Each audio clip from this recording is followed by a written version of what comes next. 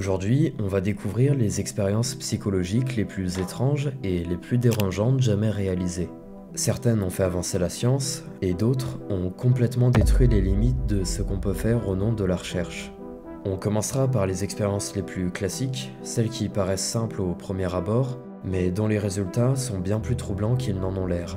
Puis au fur et à mesure, on s'enfoncera vers les études les plus sombres, les plus controversées, et parfois les plus inhumaines. Je peux vous assurer que certaines d'entre elles vont vous surprendre. Plus on avancera dans la vidéo, plus les expériences deviendront dérangeantes.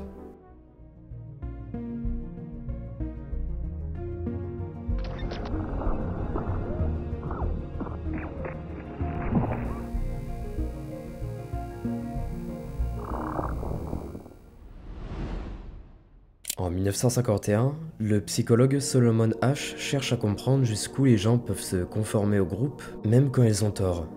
Son idée part d'un constat simple. Dans la vie de tous les jours, on a tendance à faire confiance à la majorité. Mais qu'est-ce qui se passe quand la majorité a tort? Pour le découvrir, Asch organise une expérience dans une salle de classe. Devant lui, plusieurs volontaires s'assoient autour d'une table. Sur un tableau, il affiche une ligne qui va servir de modèle, puis juste à côté, 3 autres lignes de différentes tailles. Le but est très simple. Chacun doit dire à voix haute laquelle des 3 lignes correspond à la longueur de la première. Mais il y a un piège. Tous les participants sauf un sont des complices d'Asch. Et ces complices ont reçu la consigne de donner la mauvaise réponse à certaines questions. Au début, tout se passe normalement. Tout le monde répond correctement, mais à partir du moment où les complices commencent à se tromper volontairement, quelque chose d'étrange se produit. Le vrai cobaye, placé en dernier, hésite. Il semble confus, il regarde autour de lui, pourtant l'exercice demandé est très simple.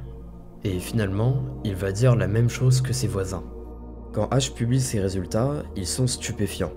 Parmi les participants, 37% ont volontairement renié ce qu'ils voyaient pour se ranger du côté du groupe. L'expérience prouve que le besoin d'appartenance sociale est parfois plus fort que la logique ou la vérité. Certains participants expliquent plus tard qu'ils savaient que la réponse était fausse, mais qu'ils avaient trop peur d'être ridiculisés. D'autres disent qu'ils ont fini par croire que le groupe devait avoir raison et qu'ils s'étaient probablement trompés. Le besoin de se conformer peut l'emporter sur la raison, mais malgré ça, certains participants trouvent le courage de résister lorsque le soutien existe. En effet, quand un seul complice donne la bonne réponse, le taux de conformité chute drastiquement. Ce simple soutien suffit à redonner confiance aux participants. Imaginez, vous êtes dans un immeuble quand, soudainement, vous entendez un cri. Une femme appelle à l'aide quelques étages en dessous. Vous entendez plusieurs hurlements et des choses qui cassent pendant une demi-heure. Et maintenant, ma question, c'est qu'est-ce que vous auriez fait? Si vous avez répondu « appeler la police » ou alors « toquer chez eux », alors on est d'accord, c'est un choix judicieux. Et pourtant, la nuit du 13 mars 1964 à New York, personne n'a rien fait. Ni appeler la police, ni descendre voir ce qui se passe. Le lendemain, les journaux font la une. Une femme nommée Kitty Genovese a été assassinée et 37 témoins auraient assisté à la scène sans rien faire. Ce drame choque le pays et attire l'attention de 2 psychologues, Bill Latané et John Darley. Ils veulent comprendre pourquoi autant de gens restent passifs face à une urgence. Pour ce faire, en 1968, ils vont faire une série d'expériences pour étudier ce qu'ils appellent l'effet spectateur. Par exemple, dans cette vidéo, on remarque qu'il y a un complice qui fait semblant d'avoir une crise d'épilepsie. Ici, le but est de voir au bout de combien de temps les gens vont réagir, et le résultat est assez triste. Il est resté plus de 20 minutes à demander de l'aide, et personne n'est venu. Dans le second extrait, cette fois-ci, c'est une dame qui fait semblant d'être inconsciente. Les 4 premières minutes, les gens passent et l'ignorent. Mais ce qui est intéressant, c'est cette dame habillée en blanc. Elle va s'arrêter et regarder la personne au sol, mais ne va pas agir. Comme si c'était une règle collective. Personne n'agit, donc moi non plus. La preuve, 10 secondes plus tard, un homme vient aider, et cette fois-ci, la dame s'avance et va elle aussi proposer son aide. Quand un seul participant pense être le témoin de la scène, la plupart interviennent immédiatement. Mais quand ils croient qu'ils sont plusieurs, les réactions ralentissent, voire disparaissent totalement. Chacun se dit que quelqu'un d'autre va sûrement agir. Ce phénomène s'appelle la diffusion de responsabilité. Plus il y a de témoins, moins chacun se sent concerné. Latané et Darley font d'autres expériences pour vérifier leur hypothèse et le résultat est sans appel. Nous avons tendance à imiter le comportement du groupe, et surtout dans des situations ambiguës. Plus il y a de monde, plus le sentiment d'urgence disparaît. C'est une manière pour le cerveau de se rassurer, de suivre ce que les autres font pour éviter de se tromper. Mais dans certains cas, cette logique peut coûter du temps ou, comme on l'a vu, une vie. Nous sommes à la fin des années 60, à l'université de Stanford. Un psychologue du nom de Walter Mischel veut comprendre comment les enfants gèrent la tentation et la patience. Il veut savoir si la capacité à résister à une envie immédiate peut prédire la réussite future d'une personne. Dans une petite pièce, des enfants sont assis seuls à une table. Et devant eux, il y a un marshmallow dans une assiette. On leur explique les règles. Ils peuvent manger la guimauve tout de suite, mais s'ils attendent le retour de l'adulte, alors ils auront 2 chamallows au total. Une fois que l'adulte quitte la pièce, la scène est filmée. Certains enfants fixent le marshmallow avec intensité, et d'autres essayent de se distraire comme ils peuvent pour penser à autre chose. À la fin, les résultats sont très différents. Certains ont tenu à peine 10 secondes, d'autres, si proches du but, ont craqué juste avant la fin. Et pour finir, quelques enfants n'ont pas mangé la guimauve. Et à partir de là, Walter et son équipe vont suivre les enfants pendant plusieurs années. Et les résultats sont surprenants. Ceux qui ont réussi à attendre sans manger le marshmallow obtiennent en moyenne de meilleurs résultats scolaires, une meilleure santé, et sont plus stables émotionnellement qu'à l'âge adulte. A l'inverse, ceux qui ont cédé rapidement montrent plus de difficultés à gérer le stress ou à planifier sur le long terme. Walter en conclut que la capacité de contrôle de soi joue un rôle majeur dans la réussite personnelle. Mais dans les années 2010, d'autres chercheurs décident de répliquer l'expérience avec un échantillon beaucoup plus large et diversifié. Et cette fois-ci, les résultats changent. Ils montrent que le contexte social et économique influence beaucoup la réaction des enfants. Par exemple, un enfant qui a grandi dans un environnement instable où les promesses ne sont pas toujours tenues a moins de raisons de faire confiance à l'adulte. Pour lui, manger le marshmallow tout de suite, c'est un choix rationnel. Le test ne mesure donc pas seulement la patience, mais aussi la confiance qu'un enfant accorde au monde autour de lui. Personnellement, cette expérience, je la trouve assez fascinante. Elle nous montre comment un simple bonbon peut traduire certains comportements chez l'être humain. Actuellement, vous êtes concentré sur cette vidéo. Mais j'ai une question. Est-ce que vous avez fait attention à comment vos pieds sont positionnés en ce moment même? Et si vous êtes dehors, est-ce que vous remarquez les allées et venues des gens autour de vous? Probablement pas. C'est ce qu'on appelle la cécité au changement. Et avant de vous expliquer de quoi il s'agit, laissez-moi vous montrer une expérience. Observez bien l'image et essayez de voir ce qui a changé. Si vous l'avez vu, félicitations. Pour les autres, désormais, on va retirer l'image pixelisée. Vous devriez voir tout de suite ce qui a changé. La cécité au changement, c'est un phénomène où l'observateur ne remarque pas une modification visuelle évidente dans son environnement. Autrement dit, quelque chose change sous vos yeux, mais votre cerveau ne le voit pas. Tout ça s'explique par le fait que notre cerveau a des capacités limitées. Il ne peut pas garder tous les détails visuels, il se concentre seulement sur ce qui semble important. Du coup, les petits changements passent souvent inaperçus. Désormais, on descend d'un niveau et on va aborder des sujets un peu plus sombres. En 1973, le psychologue David Rosenan veut savoir si on peut différencier une personne saine d'esprit d'une personne avec un trouble mental. En gros, il va utiliser des complices sans maladie et les infiltrer dans plein d'hôpitaux psychiatriques pour voir ce qui se passe. Une fois sur place, les faux malades disent entendre des voix. Et étonnamment, on les diagnostique schizophrènes ou maniaco-dépressifs directement. Puis, ils sont internés dans l'hôpital. Et c'est à ce moment précis qu'ils disent au personnel qu'ils n'ont plus d'hallucinations. C'est très suspect, mais aucun aide-soignant ne comprend la supercherie. Et c'est encore plus troublant quand on sait que dès qu'un professionnel diagnostique quelqu'un avec un trouble, tout ce que cette personne dit ou fait va être interprété comme une preuve de la maladie. Les seuls à se rendre compte que quelque chose cloche sont souvent les autres patients, ceux qui sont réellement malades. Une fois infiltrés, les imposteurs prennent en note tout ce qu'ils voient pour l'envoyer à Rosenan. D'abord, les hôpitaux sont en sous-effectif. Il y a moins de personnel pour surveiller correctement chaque patient. Les aides-soignants doivent souvent faire vite, gérer de nombreux patients à la fois et prendre des décisions rapides sans contrôle strict.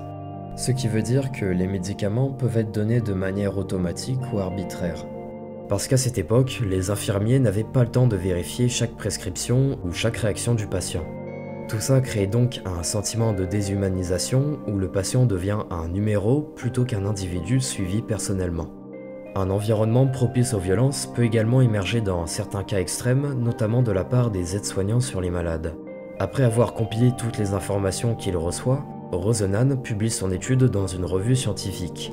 Il va rencontrer un grand succès, même si certains vont critiquer ses travaux.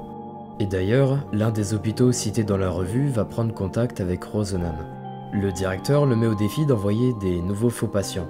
Et il affirme que cette fois-ci, le personnel sera capable de les trouver sans aucun mal. Au bout de 3 mois, les aides-soignants font une liste avec une quarantaine de suspects, alors que pourtant, Rosenan n'a envoyé personne. Ils se sont mis à croire que des gens avec des vrais troubles étaient des faux patients infiltrés. C'est encore une preuve que les diagnostics de cette époque n'avaient très peu d'utilité, et je trouve ça assez effrayant. Mais heureusement, dans les années qui ont suivi, les progrès en médecine ont permis d'améliorer la prise en charge des patients. Est-ce que nous sommes violents depuis notre naissance, ou bien l'agressivité est quelque chose qui s'apprend? Dans les années 60, plusieurs théories expliquent comment des comportements de ce genre peuvent apparaître chez les plus jeunes. Certains pensent que la violence se développe en fonction des expériences vécues. Par exemple, si un enfant frappe un autre et obtient ce qu'il veut, son cerveau le prendra comme une récompense et il recommencera. Mais le psychologue Albert Bandura pense que les enfants peuvent devenir violents simplement par imitation de ce qu'ils voient. Pour prouver qu'il a raison, il a fait une expérience avec 72 écoliers de maternelle. Ils sont mis dans une salle de jeu dans laquelle se trouve Bobo, une petite poupée gonflable. Le premier groupe est un simple témoin. Les enfants jouent sans qu'il se passe quelque chose de particulier. Dans le deuxième groupe, un adulte est présent et il doit garder un comportement calme avec Bobo. Et enfin, dans le dernier groupe, il y a également un adulte, mais qui cette fois-ci doit faire preuve de violence contre Bobo.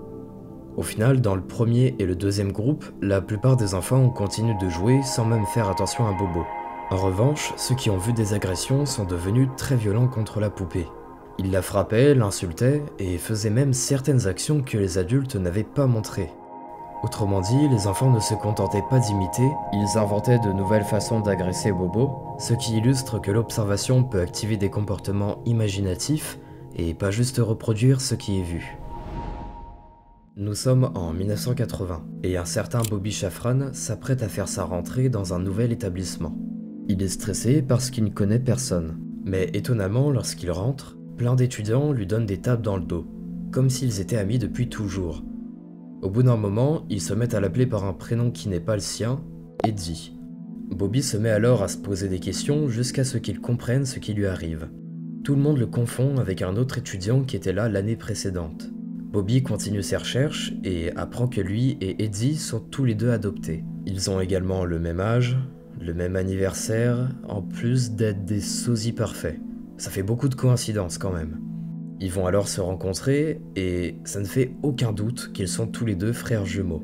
L'histoire devient encore plus invraisemblable lors de l'arrivée de David Kellman, un autre étudiant qui a vu un article sur Eddie et Bobby avant de se rendre compte qu'il est également leur portrait craché. Ce n'est pas qu'une coïncidence. Les trois sont en fait des triplés qui ont été séparés à la naissance.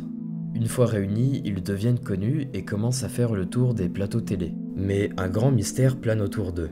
Qui a décidé de les séparer en secret? Et pourquoi les différentes familles d'accueil n'ont jamais été mises au courant? Le journaliste Lawrence Wright va mener une enquête et les résultats sont assez troublants. Une expérience scientifique voulait séparer des jumeaux à la naissance et les mettre dans différents cadres sociaux. David a été placé dans une famille populaire, Eddie dans une classe moyenne et Bobby dans un milieu aisé. Le plus étrange, c'est que des personnes venaient voir régulièrement les différentes familles. Ils prétendaient mener des études sur le développement des enfants adoptés, alors qu'en réalité, ils n'étaient là que pour observer les triplés. Ils leur donnaient des tests de QI, leur posaient plein de questions et les filmaient. Tout ça sur l'initiative du pédopsychiatre Peter Neubauer. Il a collaboré en secret avec une grande agence d'adoption. Il voulait régler une fois pour toutes le débat psychologique de l'inné et de l'acquis. En gros, qu'est-ce qui forme notre personnalité entre nos gènes ou notre environnement? Le cas des triplés n'est pas isolé, parce que Neubauer a répété son expérience sur plein d'autres cobayes. Chaque fois, des enfants étaient séparés à la naissance et placés dans des cadres sociaux différents. Les résultats sont surprenants puisqu'en grandissant, les triplés ont plein de points communs. Ils fument la même marque de cigarettes, ils ont tous fait beaucoup de luttes et ils aiment les mêmes couleurs. C'est comme si leur personnalité est le résultat de la génétique. Mais la réponse la plus probable au débat de l'inné et de l'acquis serait en fait ni l'un ni l'autre. Notre environnement serait donc aussi important que nos gènes dans la construction de notre personnalité. Malheureusement, Neubauer est mort en 2008 sans avoir publié son étude. Et il emporte avec lui un grand nombre de secrets sur son expérience des jumeaux. On arrive désormais à la troisième partie de l'iceberg où les expériences commencent à devenir très questionnables et controversées. Mais avant d'aller plus loin, laissez-moi vous parler d'une boisson spéciale. Lorsque j'ai testé Oli, j'ai tout de suite essayé la gamme Energy, parce qu'elle m'attirait beaucoup depuis que j'en ai entendu parler sur les réseaux, et j'ai bien fait. Quand je prends du café, je sens qu'à un moment je flanche. Mais depuis que je bois la gamme Energy, avec de la New Caf dedans, qui a un effet bien plus durable que le café, je sens que je tiens beaucoup plus longtemps.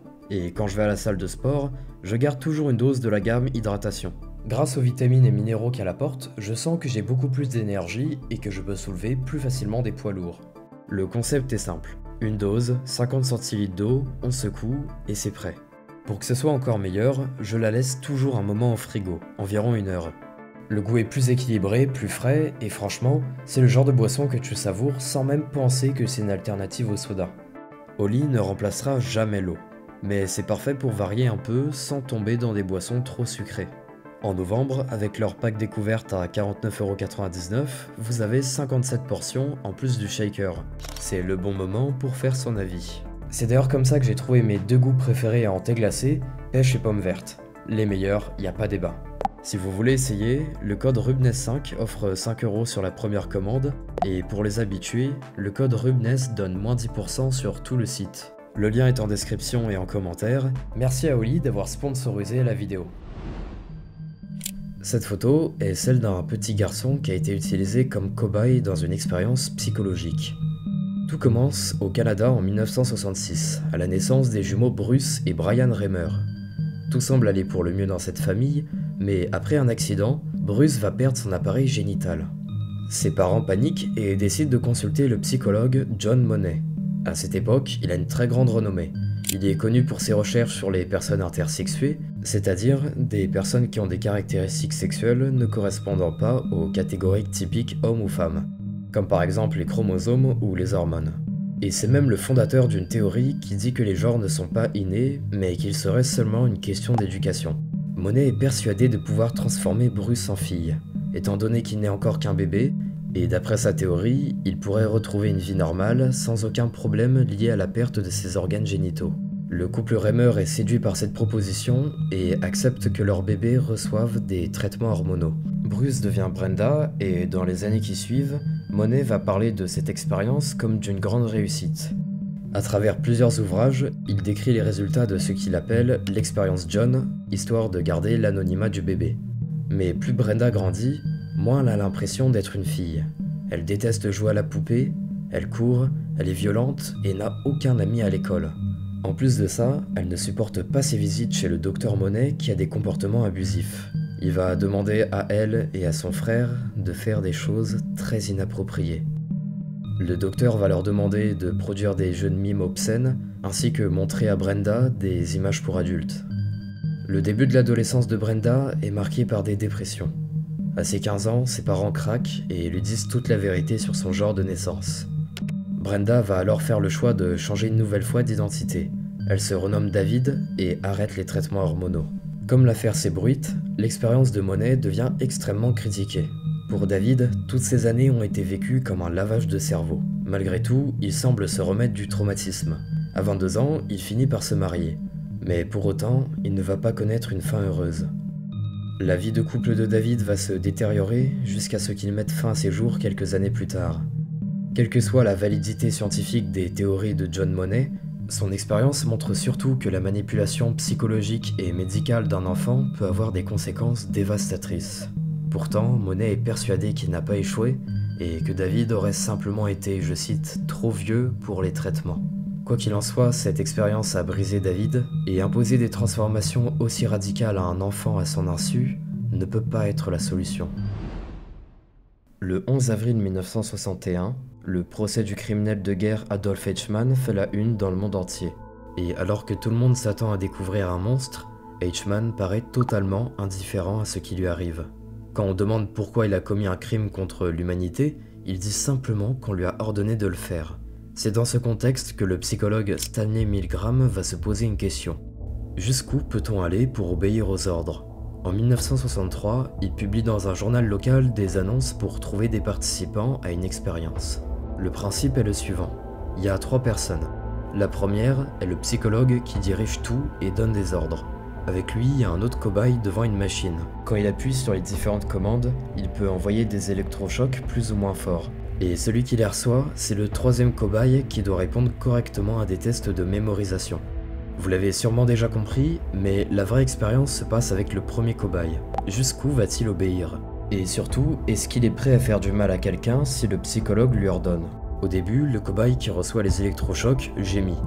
Mais quand il reçoit des décharges à puissance maximale, il peut se mettre à hurler, supplier d'arrêter l'expérience, ou encore ne plus faire de bruit du tout.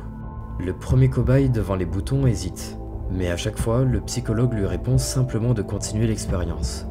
À la fin, les résultats sont sans appel. Plus de la moitié des participants ont infligé un choc à puissance maximale au second cobaye.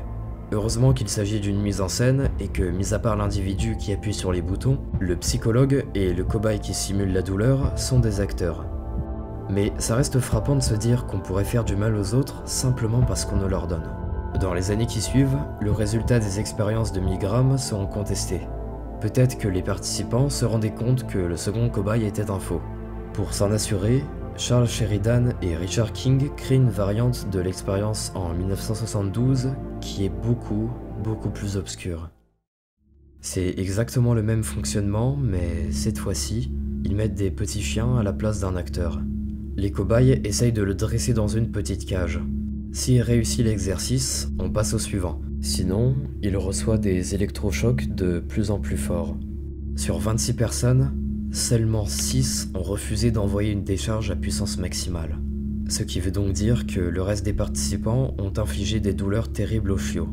Pour la plupart, ce n'était pas du sadisme ou de la méchanceté, non, ils l'ont fait seulement parce que quelqu'un l'a ordonné. Et ce qui rend cette expérience réellement troublante, c'est de se dire que statistiquement, on aurait sûrement obéi à leur place. Cette expérience est l'une des plus absurdes de la vidéo et vous allez très vite comprendre pourquoi je dis ça. En 1920, un jeune étudiant nommé Carney Landis veut comprendre si les émotions humaines s'expriment de la même façon sur le visage. Par exemple, est-ce que la peur, le dégoût ou la surprise se traduisent par les mêmes expressions chez tout le monde ? Pour le savoir, il trace des repères au crayon sur le visage de ses cobayes, puis les photographie dans différentes situations. Au début, rien d'extraordinaire. Il leur fait sentir de l'ammoniac, écouter de la musique ou lire à voix haute. Mais comme les réactions restent trop faibles, Landis veut aller plus loin. Il leur montre des images de plaies infectées, leur plonge la main dans un seau de grenouille, et finit par leur donner un couteau et un rat vivant. Il ordonne aux participants de lui couper la tête. Certains rient nerveusement, d'autres pleurent ou tremblent. Mais n'empêche, plus de la moitié obéissent. Et pour les autres, Landis termine le travail lui-même, sous leurs yeux. L'expérience provoquera un scandale éthique, surtout quand on découvre que parmi les participants se trouvait un enfant de 13 ans, venu pour un suivi psychologique. Un enfant qui n'avait aucune idée de ce qu'on allait lui faire voir. Et tout ça, pour rien. Les conclusions de Landis étaient inutiles. Il n'existe pas de réaction universelle à la peur ou à la douleur. Cette expérience était juste cruelle, et elle est restée dans l'histoire comme l'une des plus absurdes jamais menées. Je trouvais ça néanmoins intéressant de l'évoquer ici, pour montrer que même la science peut perdre toute objectivité quand elle cherche absolument à prouver quelque chose. En 1920, le psychologue John Watson va faire l'une des expériences qui, à mon avis, est l'une des plus tristes de la vidéo. Cette expérience se nomme « Le Petit Albert ». Son but est de faire apparaître une phobie chez un enfant. Pour ça, il utilise un cobaye de 9 mois. Oui, vous avez bien entendu. Les scientifiques mettent en contact le bébé avec plusieurs animaux, et notamment un rat. Au début, l'enfant est simplement curieux. Mais quand Watson lui présente le rat une deuxième fois, il donne un grand coup de marteau sur une barre métallique derrière lui, ce qui va produire un bruit soudain et effrayant. Le bruit fait pleurer le bébé, et Watson répète cette action plusieurs fois. Petit à petit, le bébé associe la peur du bruit au rat lui-même, ce qui crée un conditionnement classique. Au bout d'un moment, la simple vue du rat terrifie le petit Albert. Il anticipe le bruit rien qu'à la vue de l'animal, ce qui explique sa peur. mais sa phobie pour les rats s'étend à tous les types de fourrures. Sans qu'il n'y ait aucun bruit, il se met à pleurer à la vue d'un lapin, d'un chien ou encore d'une barbe de Père Noël. Watson montre ainsi comment une peur peut se généraliser bien au-delà de l'objet initial, un principe fondamental du conditionnement. De nos jours, faire ce genre d'expérience serait strictement illégal pour des raisons éthiques évidentes. Les normes modernes imposent la protection des participants et encore plus des enfants. Dans les années 2000, plusieurs chercheurs ont tenté de retrouver le petit Albert. C'est impossible de connaître avec précision sa vraie identité, mais il y a plusieurs pistes intéressantes, comme par exemple celle de William Albert Barger, un homme décédé à 88 ans. Plusieurs de ses proches disent qu'il détestait les animaux à fourrure, ce qui pourrait bien être un vestige de l'expérience de Watson. Mais on ne pourra jamais vraiment résoudre le mystère de qui était petit Albert. La seule chose qui est sûre, c'est que Watson a traumatisé un bébé au nom de la science. Ce que vous voyez, c'est l'université de Stanford. Des étudiants y travaillent tous les jours, alors que, pourtant, l'une des expériences les plus troublantes du XXe siècle s'y est déroulée. Au début des années 70, le psychologue Philippe Zimbardo théorise ce qu'il appelle l'effet Lucifer. Pour lui, n'importe qui pourrait devenir sadique dans des environnements extrêmes. Ce serait par exemple le cas des prisons. Il va alors faire une annonce dans le journal dans laquelle il propose de devenir cobaye. En échange, pour chaque jour passé dans l'expérience, une somme d'argent sera reversée aux candidats. Grâce à ça et à quelques sélections, il recrute 18 étudiants sans casier judiciaire. Ils étaient tous sélectionnés pour leur stabilité et maturité. Ensuite, il va créer une prison dans les sous-sols de l'université. Parmi tous les étudiants recrutés, certains prennent le rôle des gardiens. Ils sont déguisés comme des vrais policiers et rendus anonymes. Les autres jouent le rôle des prisonniers. On les emmène dans la fausse prison sans leur révéler où elle se trouve. À partir de là, leur nom disparaît et ils ne deviennent plus que des numéros. Ils n'ont tous qu'une seule consigne, c'est une simulation où ils sont libres de faire ce qu'ils veulent. L'expérience était censée durer 2 semaines, mais dès les premiers jours, il y a déjà des confrontations. Le pire arrive la nuit quand les gardiens pensent que les caméras ne filment pas. Ils donnent des punitions aux prisonniers comme rester nus, l'interdiction d'utiliser les salles de bain ou encore faire des pompes jusqu'à l'épuisement. Ces conditions inhumaines ont créé des dérangements émotionnels chez les prisonniers. Ils pouvaient pleurer de manière incontrôlable ou avoir des pensées incohérentes. Au final, l'expérience s'est arrêtée au bout de 6 jours pour éviter qu'elle dégénère. Les résultats de Zimbardo vont dans le sens de sa théorie sur l'effet Lucifer. La fausse prison de Stanford devient tellement connue que l'histoire sera adaptée plusieurs fois en film. Mais encore aujourd'hui, les résultats sont particulièrement contestés. Le principal argument, c'est que Zimbardo n'aurait pas été neutre. Il n'a pas créé l'expérience dans le but de voir ce qui allait se passer, il cherchait un résultat, et il aurait donc influencé le comportement des gardiens pour obtenir ce qu'il voulait. En novembre 1970, une jeune fille entre discrètement dans un bureau d'aide sociale à Los Angeles. Elle semblait avoir 6 ou 7 ans, mais en réalité, elle en avait 13. Elle marchait d'une façon étrange, pesait à peine 27 kilos et gardait les mains relevées comme un petit animal effrayé. Sa mère s'était simplement trompée de bureau, mais ce jour-là, le destin de cet enfant allait complètement changer. Le personnel était intrigué. Il remarque immédiatement qu'elle ne parle pas, qu'elle ne réagit presque pas et qu'elle semble totalement coupée du monde. Les médecins découvrent vite qu'elle n'est pas autiste, mais qu'elle a vécu dans un isolement extrême. Pour préserver son identité, ils la surnomment Jenny. Les enquêteurs apprennent alors qu'elle a passé presque toute sa vie enfermée. Son père était un homme autoritaire et instable. Il l'avait tenue à l'écart de tout contact humain dans une pièce silencieuse. Elle était privée de paroles, de gestes, de sons. Elle a grandi dans un vide total.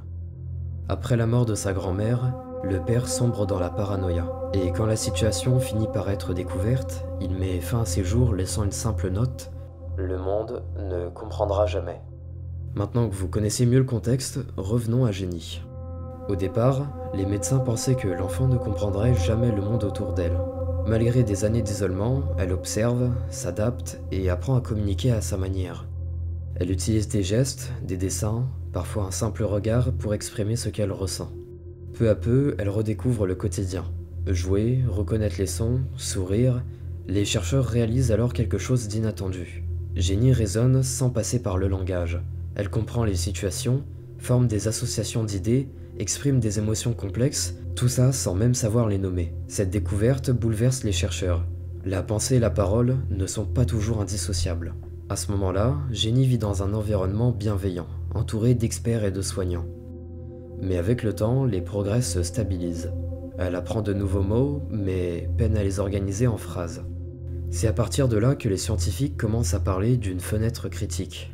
C'est une période idéale de l'enfance pour l'apprentissage du langage. Une fois cette période passée, apprendre à parler devient presque impossible. Malheureusement, des tensions entre les chercheurs et le manque de financement mettent un terme au projet. Jenny est alors transférée dans plusieurs familles d'accueil où les conditions ne sont plus les mêmes.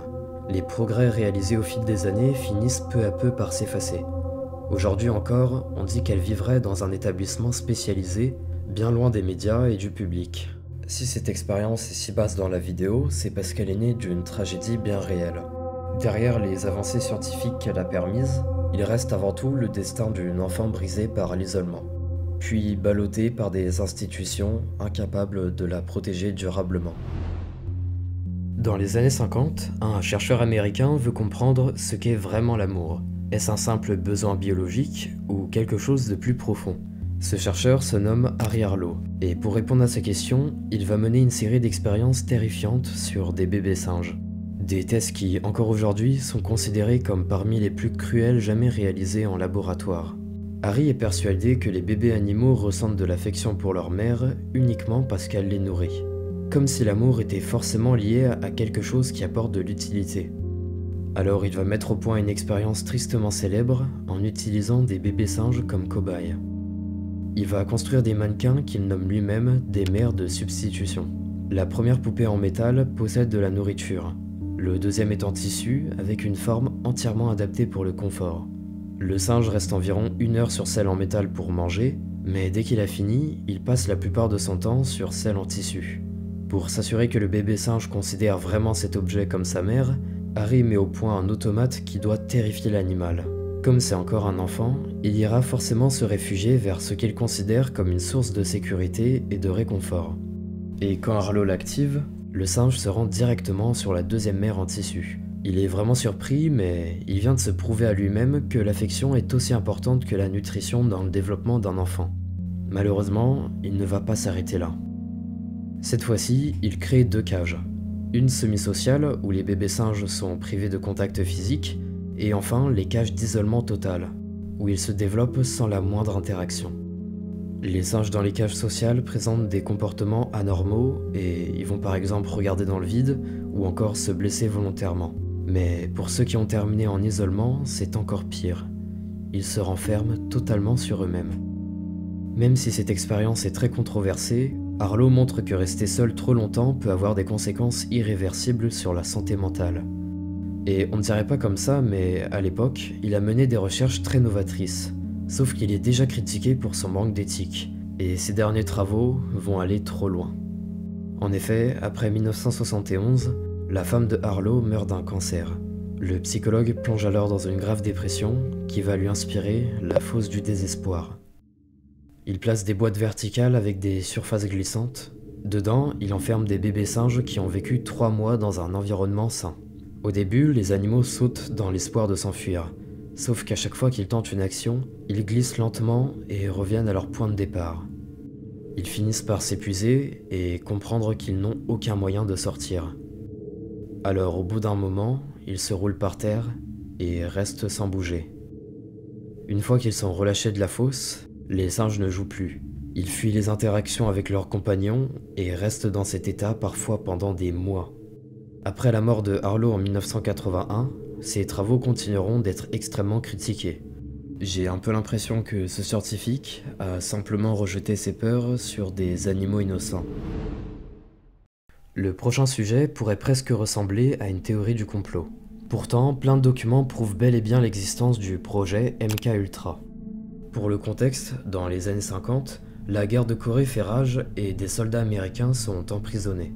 Le gouvernement américain se met alors à croire que les Coréens possèdent des techniques de contrôle d'esprit. Comme la CIA est persuadée d'avoir un train de retard sur ses concurrents, elle investit massivement dans des expériences qui ont pour but la manipulation mentale. Ce projet est appelé MKUltra. La CIA va financer des recherches aux États-Unis, au Canada et même au Royaume-Uni. Et parmi tous les tests, dans la plupart des cas, les cobayes ont consommé des drogues sans que ce soit consenti. Il y a par exemple le cas de l'opération Midnight Climax. C'est une fausse maison close remplie de micros, de caméras et même de miroirs sans teint. Les clients qui entrent sont drogués et observés sans le savoir. Des agents vont prendre des notes sur leur comportement. L'objectif est de voir comment la drogue peut influencer le cerveau humain et surtout comment s'en servir lors d'un interrogatoire. Mais dans toute cette histoire, le cas le plus glaçant est sans aucun doute celui de l'Institut Allen Memorial. À la fin des années 50, le psychiatre Donald Ewen Cameron y mène des expériences financées par la CIA. Ces patients reçoivent des traitements particuliers contre les troubles mentaux. Pour arriver à les soigner, Cameron veut déprogrammer un cerveau. Il veut laisser les cobayes dans un état comateux pour ensuite reconstruire leur personnalité et leur mémoire. Et c'est cette partie de l'expérience qui intéresse particulièrement la CIA. Dans cet hôpital, les patients sont d'abord drogués avec des mélanges de médicaments. Ils sont ensuite réveillés plusieurs fois par des électrochocs très puissants. Une fois dans cet état, un magnétophone diffuse dans leur chambre le même message en boucle pendant des heures et des heures. Et enfin, pour entre guillemets reconstruire la personnalité du patient, Cameron utilise une méthode qui implique du LSD. Le psychiatre a également mené des expériences sur la privation sensorielle, à chaque fois sur des patients qui ne savaient pas dans quoi ils s'engageaient. On ne sait pas le nombre de victimes du docteur Cameron, mais ça pourrait s'élever à des centaines de personnes. Et au lieu d'améliorer leur état, le traitement n'a eu que des conséquences négatives sur leur psyché. À cause de son manque d'éthique, le projet MKUltra est ralenti dès 1964. Dans les années qui suivent, l'opération est renommée MK Search, jusqu'à son arrêt complet au début des années 70.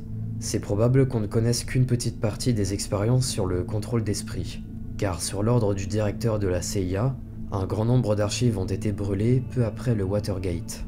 Un scandale qui concerne une opération d'espionnage politique menée pour favoriser la réélection de Richard Nixon en 1972. Ce n'est que quelques années plus tard que l'existence du projet MKUltra devient publique, grâce à un article du New York Times et plusieurs commissions d'enquête. Ce que je trouve terrifiant, c'est de réaliser que la CIA, une organisation censée assurer la sécurité des citoyens, a mené dans le plus grand secret des expériences absolument inhumaines. On arrive à la fin de cet iceberg. J'espère que la vidéo vous aura plu, je pense avoir fait le tour des expériences psychologiques les plus importantes.